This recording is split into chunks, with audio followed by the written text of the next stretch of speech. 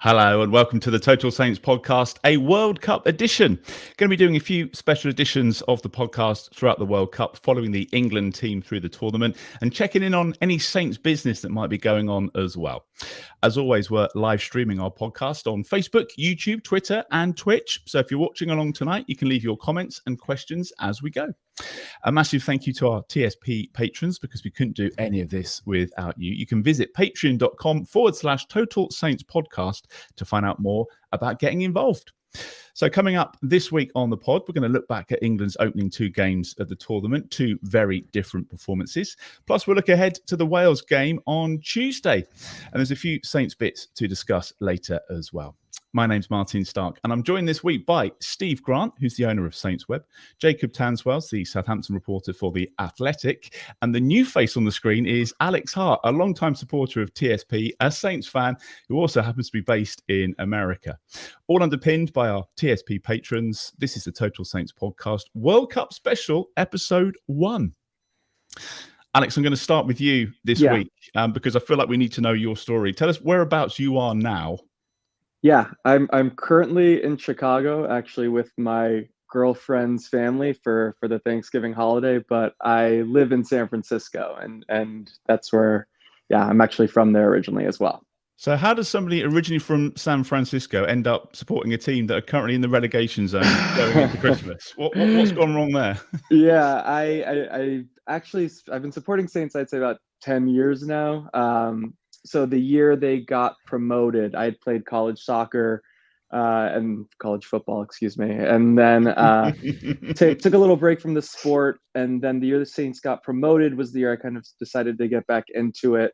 Didn't have a team I was supporting, wanted to pick someone that wasn't a Big Six club, and watched a couple of their matches and saw that they were these plucky team that like to go forward and attack the bigger sides, and said, okay, let's do it. And the first 5 years were pretty great. I flew across for the cup final against Manchester United, where they lost 3-2. I actually met Zlatan after a couple years after that match and brought it up, and he said it was a very good game and he felt bad for me. So 5 very good years followed by, I guess now 4 or 5 not so good years. Probably the only empathy he's ever shown, isn't it? Yeah. And how easy is it to keep up with the Saints games, Alex, where you are? Are you able to watch the games each week? Are you able to keep up with what's going on? I watch almost every match. If it's the 12:30 kickoff for you all, I can't because it's at 4:30 in the morning, but I'll get up and watch the 7 a.m. match if it's on. It's actually pretty great. You get to sort of get up, have a cup of coffee and watch a match and then go about your day. Unfortunately, as has been the case recently, most of these days you go about them in misery, but it's nice to kind of, it's really actually kind of great, I think, to get up, turn it on first thing in the morning, and then, kind of be able to have your day. I love the idea that we're all suffering. Doesn't matter which side of the Atlantic you're on. Oh, yeah. And just what have you made of the season so far and the games up until the World Cup break and obviously the change of manager? What have you made of the season? Yeah, I mean, I think on one hand, obviously disappointing. I think the results speak for themselves. A lot of close matches that ultimately we've lost by fine margins. At the same time, hard to be that to find it that unexpected. I think, obviously it's a very young squad, a lot of players who are unproven at this level. Some have really stepped up, as you would expect a couple to. Some look a little bit out of their depth. The Nathan Jones appointment, I mean, I know less about him as an American probably than you all, which probably means we didn't know much. Yeah, which probably puts me in the negative. But yeah, I mean, I think the performance against Liverpool looked a little bit more positive. And I think just realistically, unless you're Pep Guardiola or one of the other top managers, every manager has a shelf life, and kind of felt like Ralph reached his. But I mean, I will always think of him very, very fondly. I think He clearly gave a lot to the club, and it just was time. Good. Well, it's great to have you with us this evening. We're going to get your views on the game from Friday night. Steve, I'm going to come to you first. England limped to a point against the United States. Bit of a poor performance in their second game of the tournament. Am I right in saying you were there for this one? Yes, I've done both the England games so You were far. our man at the game. What did you make of Yes. it? How was it? Oh God, it was dull, wasn't it? I mean, I've not checked the stats, but I mean, I reckon half of our passes were John Stones to Harry Maguire, and vice versa. It was not great, but I think, I mean, I do think the reaction has been a huge overreaction, given that we're already well in control of this group. And let's be realistic about this: the US are the second best team in this group. So basically, getting a point and not letting them kind of progress or kind of close the gap on us, absolutely no problem. Would have been nicer for us to have played better, but having not played well, we get out of that game with a point on the board. After obviously Wales blew it against Iran, that basically meant that it was almost a free hit, really. In that sense, because Wales look particularly poor at the moment, basically trying to recreate the 2016 team in 2022. But I think, yeah, I mean, let's be honest, key players had off nights. Harry Kane didn't look fit after his injury against Iran, and that meant that Mason Mount was then having to run around like a sort of headless chicken, doing the pressing all on his own. And the US defence found it quite easy to pass it around him. I was quite impressed with the US midfield, actually. I thought Weston McKennie was very good. Tyler Adams in the holding role as well, and it was interesting to see Pulisic actually have a good game for once, because I've not seen him play well for a long time. He's been really poor for Chelsea for quite a while. I mean, obviously keeps getting injured, which obviously doesn't help. But yeah, they were decent, but I mean, they just don't have any cutting edge up front. That's the problem. They don't have a proper centre forward, and I mean, England. I mean, without Kane, we'd potentially be in a similar situation, really. But we've got out of that game with something. So yeah, as I said, the reaction was a huge overreaction, I thought. But I think people are so entrenched in their view now of Southgate and how he's managing this set of players, that basically anything other than essentially what we saw on Monday against Iran was always going to have that sort of negative reaction. I mean, I do find it odd how we've basically never managed to beat the US in a World Cup, because we've now played them 3 times and not won any of them. And I think this is now kind of the closest that they've ever been to us in terms of ranking, and yet we still can't get over the line for whatever reason. So that's a little bit frustrating. But yeah, as I say, we've got a point. Move on. Wales on Tuesday, and I'd expect us to win that. Go from there. Yeah, Jacob, obviously Saints are off for a couple of weeks, but no rest for you by the looks of it. You've been working just as hard on the World Cup as you would on the Premier League. What did you make of the game on Friday night? Yeah, I completely echo Steve's comments in terms of the overreaction, but I think again we saw the lack of in-game management from Gareth Southgate. Really, I think when things are going really well, I think everything's fine. You know, against Iran, he basically didn't have to do anything the whole game because it was such a dominant performance. But then you play against USA, and from the first 10 to 15 minutes, it looked flat. And as Steve said, Stones and Maguire just kept passing it to each other, and England couldn't get out of their half. They couldn't play it through the thirds because in America's, US's energies was very, very good. They had a very clever plan in terms of locking onto England's midfield, but Southgate did very little, probably nothing to combat this. And then he makes those substitutions, and there's even more furore online because, you know, I know Phil Foden hasn't been at his best in an England shirt, but he is one of the best players in Europe. And the fact that a manager like Gareth Southgate can't get the best out of him, it's probably an indictment of his managerial qualities over how good a player Phil Foden is. So I think we've seen it again. We saw it in 2018 when things are up against England. Southgate has got no answer. He didn't have it against Croatia in the final when Luke Shaw scored. Everything looked perfect. You know, the wing backs brilliant. Well done, Gareth. He did that really well. And then Italy changed, Mancini changed, and Southgate had no answer again. So I think that was probably the reason why there was so much anger, because we've seen the same things happen again. And I'll be very surprised surprised if it doesn't happen again this tournament, where England are up against it and Southgate does very little to change it tactically. But saying that, I really did enjoy US's performance. I thought it was really good, and hopefully they can progress quite far into this tournament, because I think it'll be a good World Cup if they do. Well, let's talk about the USA and their performance then, Alex. Pulisic probably came closest to scoring, hitting the crossbar. They seem to be pressing well. They're a decent side, aren't they?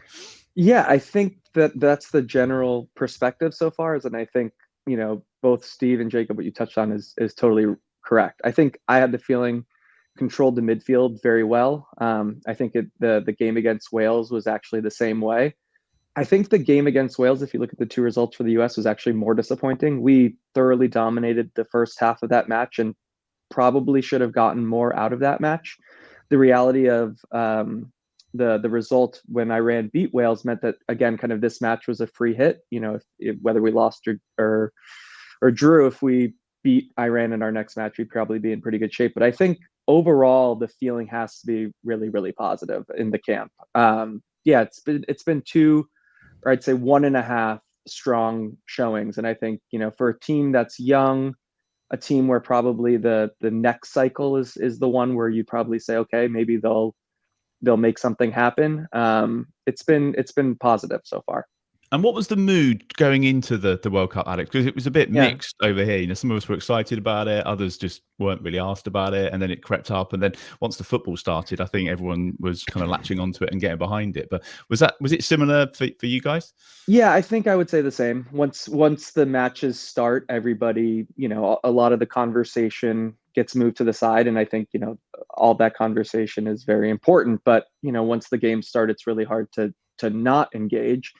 For the most part, the matches are at times where you can watch them in the mornings. It's not too awful, and I think people have been pretty into it, pretty excited about it. People who do follow the U.S. men's national team closely, which is not me, but I think are really excited about this group. It's probably our most talented group of players in a very long time, and again, recognizing it's a young, exciting team that, okay, maybe it's a little early to think that they're going to go on a deep run, but I think there's enough that we've seen to be encouraged.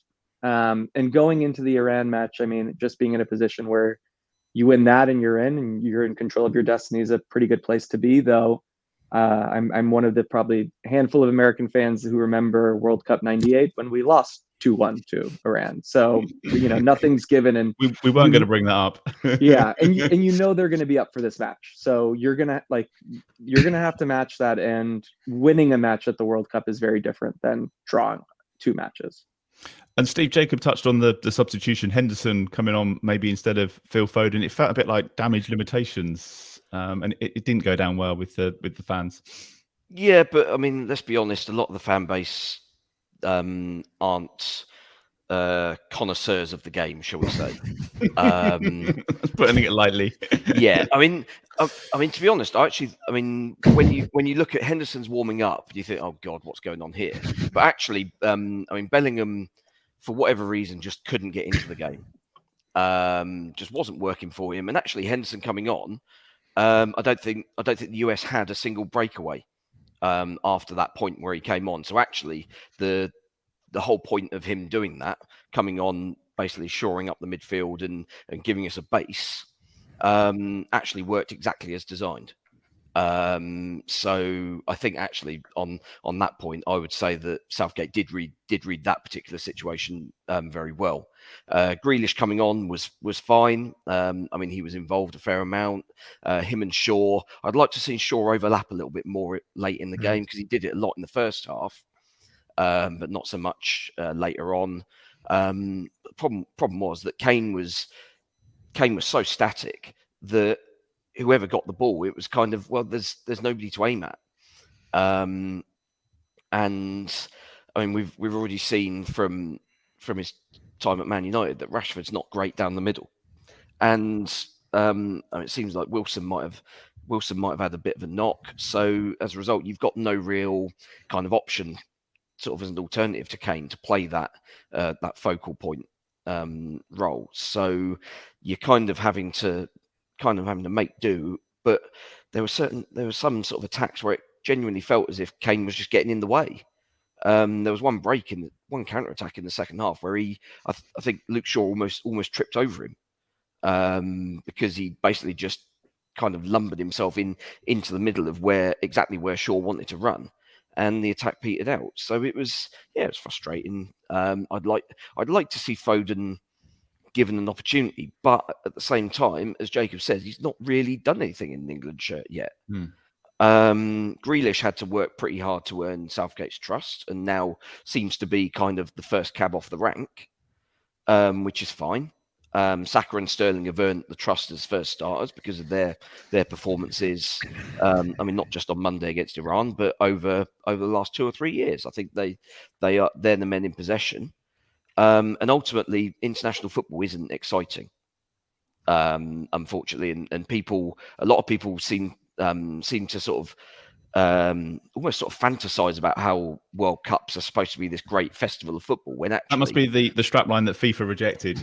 Yeah, but unfortunately, if you look back through the years, all the teams that actually win stuff, they win trophies rather than plaudits because they control games. If you control the game, then you've got the best chance of winning it at international level. Unfortunately, it does make for a pretty dull spectacle. But if we'd gone all guns blazing in the Euros last year, Germany would have picked us off in that last 16 game, as they almost did with that late break that Muller somehow put wide. I think Southgate is finally the one manager who has worked out what it takes at this level, and also has a skin thick enough to not worry about the outside noise and all the criticism that will inevitably come from playing the way that he feels we need to play. At the end of the day, the results in tournaments under Southgate demonstrate that for me, he's so far he's got it right. We drew 0-0 with Scotland in the Euros, and everyone said, "Oh, this is an absolute disaster." And then 2.5 weeks later, we're in the final. I've forgotten all about it. Yeah, exactly. And I'm sure that, assuming we win on Tuesday against Wales, then all of a sudden everyone will forget about the America game. Okay, fine. It was a blip. It wasn't a particularly great spectacle, but it was part of getting the job done. Alex, you mentioned maybe it might be a little bit early for this group of players. Just before we let you go, what are the expectations? What makes a good World Cup for you? Yeah, I think advancing out of the group stage would be a success. Once you get past that, I think, the second round and the quarterfinals sometimes are a little bit of, the second round is a little bit of you see some upsets there. I think the quarterfinals tend to be where the cream rises to the crop. So I think if they reached the second round and, had a good showing in that, I think they'd most likely play the Netherlands, who've looked not great. I think we could potentially play with them and give them a good match. If you lose that match, I think you say, okay, it was a good run and we're hosting in 2026. And, that's probably where you would hope to go on a deeper run. And I think, you hope you develop a striker. I think, again, I would agree with sort of all the comments around. I thought we controlled the midfield. I thought McKinney and Adams and Musa were great. The conversation in the US around sort of what's not gone wrong or what's not gone right has been around sort of the use of Gio Reyna. Obviously he's a very talented young player for Dortmund. He hasn't seen a lot of minutes. He's made of biscuits though, isn't he? That's the problem. Yes. But they would like to see him used more. But I think, again, it's a young group. We've seen some of them in the Premier League in recent years. Brendan Aronson, Anthony Robinson, I think are doing well. But yeah, I think it's getting out of the group, knowing it was a little bit of a challenging group going into it. I think people had higher expectations for Wales than what they've been. They've been pretty mediocre. In our game, they were not good, I would say, and we let them back in the game.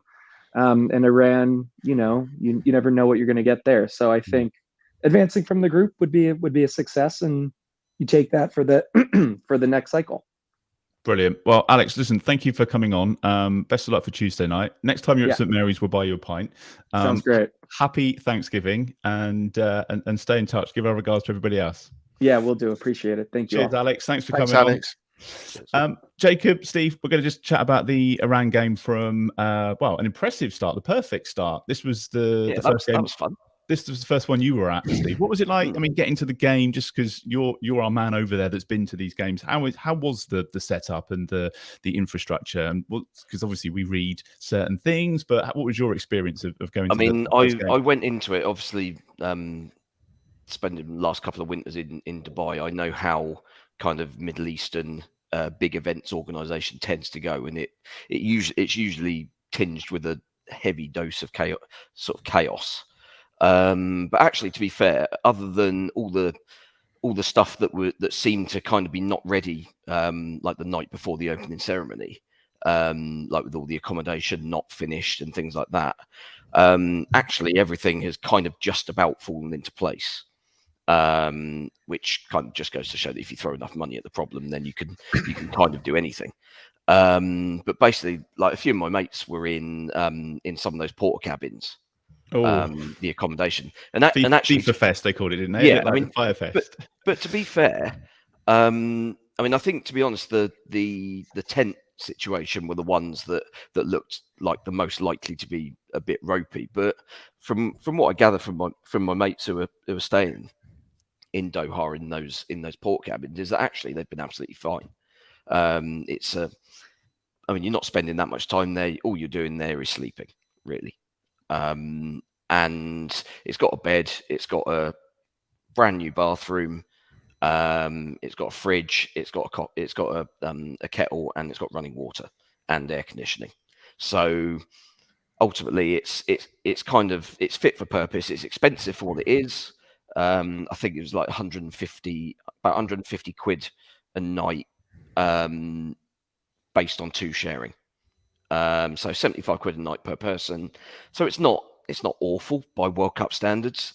And given the lack of, basically just the sheer lack of numbers, really, in terms of the number of rooms available in Qatar, it could have been a whole lot worse. But in terms of getting into the grounds, like the metro is brilliant. Like it runs every 2 minutes or so. You can always get on the next train. Again, throw enough money at the problem and you can make it really good. And the thing is, the locals don't use it. So it's basically all the tourists are using the metro because it's free as part of the entry visa. And it gets you to more or less to the ground. The one that we played the US on Friday was a bit more of a trek from there. But they laid on hundreds of shuttle buses from that metro station, all the way up to the ground. It was like a 35-minute journey, no traffic, and yeah, it was absolutely fine. Getting in the ground I've not had any issues, but I know there were obviously quite a lot of problems getting in at one point for the Iran game. Because there was a problem with the ticketing app that went down, which is kind of it's kind of one of those things. They want to go all digital because it means that theoretically it's more sustainable, so you're not printing out loads of tickets and all this sort of stuff. But I don't think they really care about that. But it's not without risk, is it? And I think ideally the main idea is really that they can control access and they can control who gets the tickets. It's a lot harder to tout these tickets. But of course, when the app goes down and people find that their tickets suddenly vanish from their app, all of a sudden you've got thousands of either panicky or very angry people. You've got a problem. Ultimately, I think everybody eventually got in for the Iran game, and the keeper getting injured and being knocked out for the best part of 10 minutes. Right at the start of the game actually helped everyone. A lad I know struggled to get in. I think he got in about 15-20 minutes in, but because of that big injury, he didn't miss much. Well, Jacob, 27 added on as well, which is obviously helpful. Yeah, we'll talk about those as well. Let's talk about the game, Jacob, because it was the perfect start to the tournament, wasn't it? I know Gareth Southgate wasn't happy with the 2 goals that they conceded, but it was a joy to watch.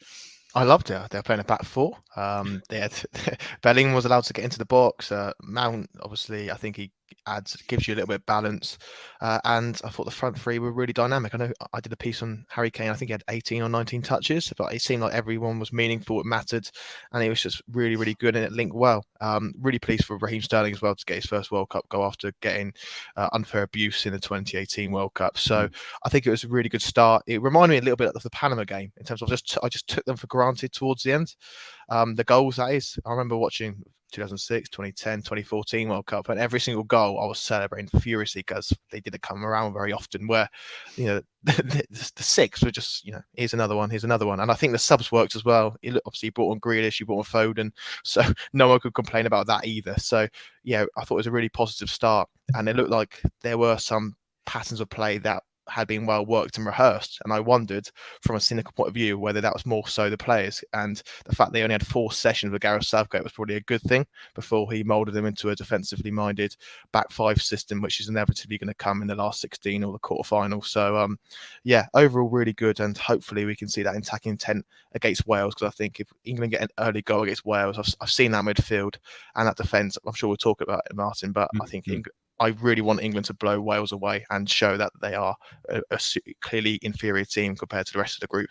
Yeah, fingers crossed. Steve, just on those changes like Rashford, Grealish, Foden coming off the bench, it just felt like we had it didn't make the team any weaker. It almost made it stronger, and that was really good to see that he was getting those guys on and getting them on where they could still make a bit of a difference. And with all the extra injury time, you've almost got like an extra 10 or 15 minutes at the end as well. Yeah, I mean there's a great deal of strength in depth in those attacking areas, particularly like in the sort of wide, sort of floaty attacking midfield positions behind Harry Kane. Obviously, Wilson came on, and I mean I was amazed that Wilson didn't shoot rather than square it to Grealish. I mean, as a former rubbish centre forward at Sunday League level, I absolutely would have been shooting in that situation. Absolutely no way you'd be taking the opportunity of a goal off of me. But fair play to Wilson for giving it to Grealish, who obviously had a complete open goal to tap it into. Yeah, I mean it was weird that second half, wasn't it? Because obviously you got the half-time 3-0 up, and it was like, well, game's over. It's like, right, how do we manage this? And actually, I mean, Southgate raised this in his post-match interview, didn't he? That he was a little bit annoyed with the way that we kind of managed the game, and I agree with him entirely on that, because we were really sloppy at times defensively, and yet we still had enough in us, sort of attack wise, to just carve Iran open at will. And it was, I mean, you notice the difference where you then come to the Iran-Wales game, and I mean, Wales had one chance. I think Kiefer Moore had a header straight at the keeper. Other than that, I don't think they got anywhere near. And yeah, it was just an excellent performance. Great to get off to such an overwhelmingly positive start, and it then gave us the luxury to basically not be too concerned about needing to beat the US. It would have been nice to have won that game, and to be honest, we actually had the chances to do it, even as sort of sluggish as we looked. That early chance, that probably the one real good passage of play that we put together, that chance about 10 minutes in, where Kane's shot was blocked by the defender, sort of at the last second. And then obviously he had the header in injury time. Those were the key chances, really. I mean, Pulisic's one that hit the bar was a low percentage sort of thrash from the edge of the area, which, I mean, if it goes in the top corner, you say, okay, fair play. But I don't think they've fashioned an awful lot, really. They put a lot of crosses into the box, and every single one of them landed onto the big fat head of Harry Maguire. Which, I mean, that kind of scenario is perfect for someone like him. Gets his confidence back up as well after making a little bit of a mistake for the first Iran goal on Monday. So hopefully we go into the Wales game with some key players sort of restored confidence a little bit, given that he's not played very much lately. There was a little bit of nervousness, I guess, around Harry Kane and his ankle, Jacob. And I think you highlighted the fact that that's the problem when you just take a striker that has notoriously bad ankles, and there aren't really many other options. We're all keeping our fingers crossed and praying after that game for the results of the scan. Yeah, I couldn't quite believe that Gareth Southgate only went for 2 strikers, and they're both, they can be injury prone, can't they? I think Callum Wilson's, of course, he deserves his go, but I think if you're going to take him, you have to bring Ivan Toney or Tammy Abraham as well, because if Kane is injured for any stretch of time, you can't rely on Callum Wilson to play for 3, 4, 5 games in such a short period of time. So I especially in the 26-man squad as well, you don't really need a Conor Gallagher, do you, or another defender, which he seems to bring a lot of. So yeah, I think it's a big worry, and Harry Kane's always been managed his ankles. I read somewhere in the Athletic recently that he's brings over an ankle specialist from the States every month or so to stay with him. So it's somebody he's been keeping on top of. But in a tournament, I don't think he'll fly that ankle specialist out to Qatar. So hopefully he's okay. But I did feel he was slightly off it against US, and probably because of that reason. Yeah. Steve, let's get on to the Wales game then. I mean, they've been nothing short of terrible, have they?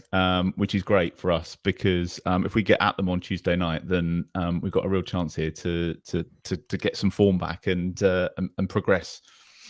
Yeah, I mean, I think ultimately, if you look through Wales's squad, I mean, they are a team unit, and they've always been. I mean, other than obviously Bale and Ramsey over the years, they've always been a team that has punched above its weight.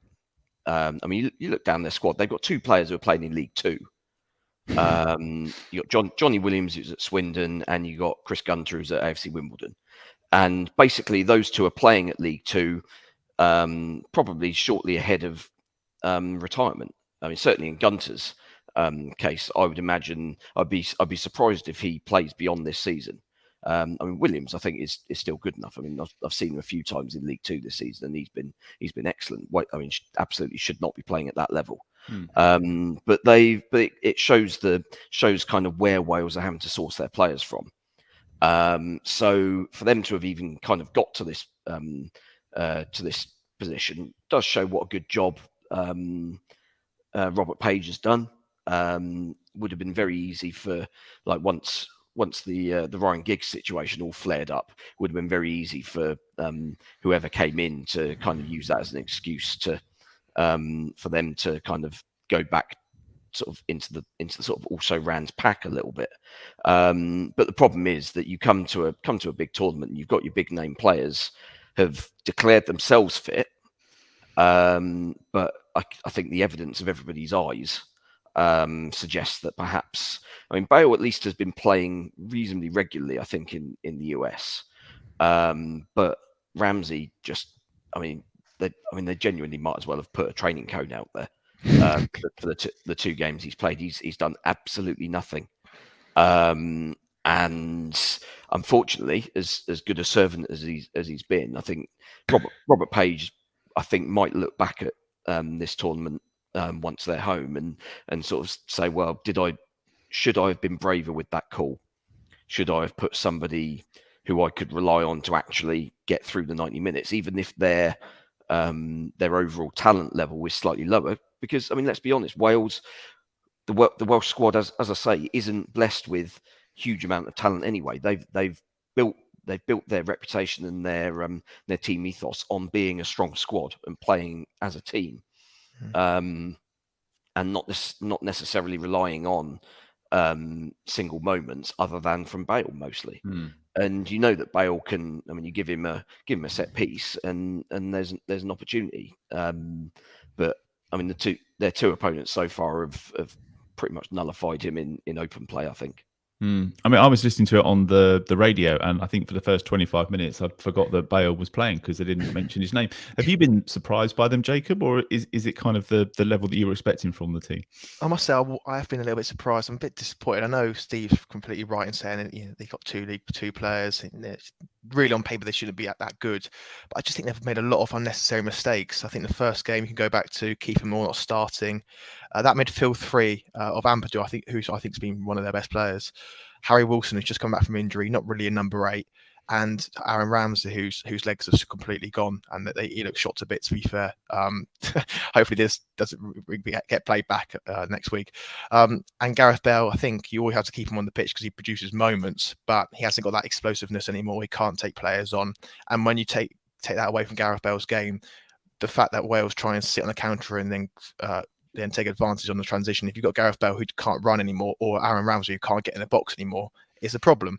So I think Rob Page has made a few mistakes. I think, of course, Wales' key players are coming towards the end of their careers, and the new guard, they're probably just caught in that middle section, really caught in a transition. I think maybe next year or in the next tournament, could be better, but right now I just think they've made too many unnecessary mistakes. I think if you saw that last 25 minutes against Iran, I couldn't believe what I was watching at some point. It was 0-0, 11v11, and I don't know where Wales' midfield went. It was like they had 4 up top, 4 at the back, and poor old Ampadu was running around everywhere. And even when they went down to 10 men and it's 0-0, fair play to them, they still tried to push for the win, but it was a 4-1-4 I think they played. And poor old Joe Allen, who's coming back from an injury, he had to do a lot of work in there, and they still lost 2-0. So I think the in-game management, a bit like Southgate's, not great, and they made a lot of unnecessary mistakes. But you know what they're like against England. They're going to sing their heart out. They're going to play hard. And I wouldn't be surprised if they produce their best performance of the competition so far.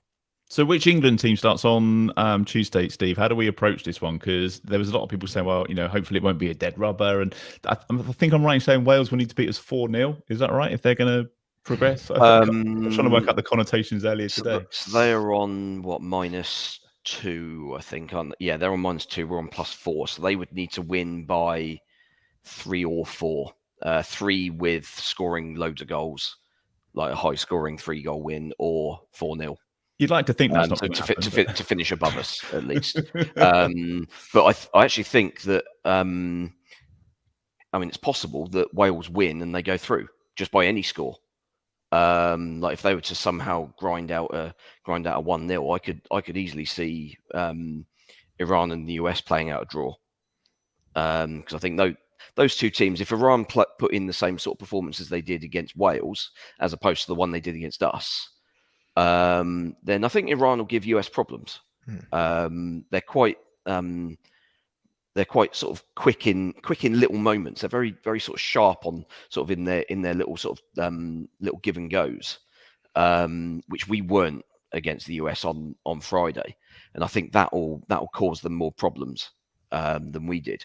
So there is still a route for Wales to get through, but just based on what they've shown so far, you just can't. Very difficult to see. Not going to happen, is it? It's not going to happen. So does Foden come back in then for Tuesday night? Is that what we want to see? A bit more front footed? I doubt it. I would, unless somebody is possibly struggling a little bit fitness wise. I genuinely wouldn't be surprised if it's the same 11. We did that in the Euros. There were very few changes made throughout the tournament last year. So I think once you've got a system that the players have practiced and the players that are starting know kind of their roles in the game, basically just some individuals have got to be better than they were on Friday. That's the long and short of it. Trippier, I thought was probably the worst player on the pitch. Yeah. Which was extraordinary given how solid and dependable he has been over the years for England. But yeah, he could. He looked like a competition winner. It was extraordinary. And yet, obviously with Alexander-Arnold and I think, Kyle Walker was on the bench, but I don't think he was ever likely to be fit enough to get a game on Friday. Alexander-Arnold would probably have actually been a worse option because of the way they were using Pulisic to get behind the fullbacks. But yeah, it was just individual players have got to be better. If it's the same 11, I genuinely wouldn't be surprised. I guess there's a case for maybe Grealish from the start, maybe Foden from the start, but Foden's played 15 minutes so far out of the 2 games, so I wouldn't expect Southgate to kind of fold under the pressure of Henry Winter. That's for sure. Is that the same for you, Jacob? Same 11, just go out and prove that Friday night was a bit of a blip and let's finish the group strong. Well, that's one of the reasons I was quite annoyed about the result and the performance against USA. There was a lack of urgency, and I just thought if they just won that game, they could just rest key players. They could rest Harry Kane, who clearly needs one. But I would bring Phil Foden in. I'm not sure if he can play in that Mason Mount role, where basically Southgate wants him to be part of a midfield three out of possession. I wouldn't mind him coming in for Raheem Sterling, to be honest with you, and a bit of guile from the wings, especially if the two fullbacks don't overlap, which was the issue against USA. And if Trent Alexander-Arnold can't play in this game against a Wales team where he's basically going to face Nico Williams, then he might as well just go home now, because he's not going to play in the last 16 of the quarterfinals, is he? So no. I would make a few changes. I would like to be a bit more positive, but I just know that, and I suspect in the quarterfinals or the last 16, Southgate's going to go to their back three again. Kyle Walker will be fit, and we'll lose a lot in midfield, and England will sit back and eventually roll over. But that's just my negative. I'm getting too negative. I apologise, but I wouldn't mind seeing Foden and Trent Alexander-Arnold from the start, despite obviously the concerns around Trent's defending. That's because you're the Southampton reporter now. That negativity just manifests itself. Steve, it was good to see a few ex-Saints players as well. I was watching Yoshida, Minamino, Lovren, Alderweireld. I think Buffal was on the telly earlier today. Buffal was brilliant today. He was superb. I thought it was that sort of West Brom game renaissance, where he was outstanding, and he was absolutely seething to get taken off. He got subbed off literally at the point where Morocco won the free kick out wide that they scored the opening goal from. So obviously he was annoyed, and you could tell that, but because he was on the far side, he had to go off on the far side, walk around the pitch. And obviously they scored before he got back to the bench, so you could obviously tell that the conversation changed somewhat on that walk round, because otherwise he'd have been probably would have been given the manager a bit of a volley. But he was good fun to watch. Japan are baffling. What a weird team they are. I don't really understand why they made 5 changes to the team that beat Germany, and probably deservedly beat Germany, really, because you win this game against Costa Rica, and it doesn't matter what you do against Spain on Tuesday. Just get it done, because 6 points from 6, and they'd be through, and not sweating on the last result. And now they got done by a proper smash and grab effort from Costa Rica.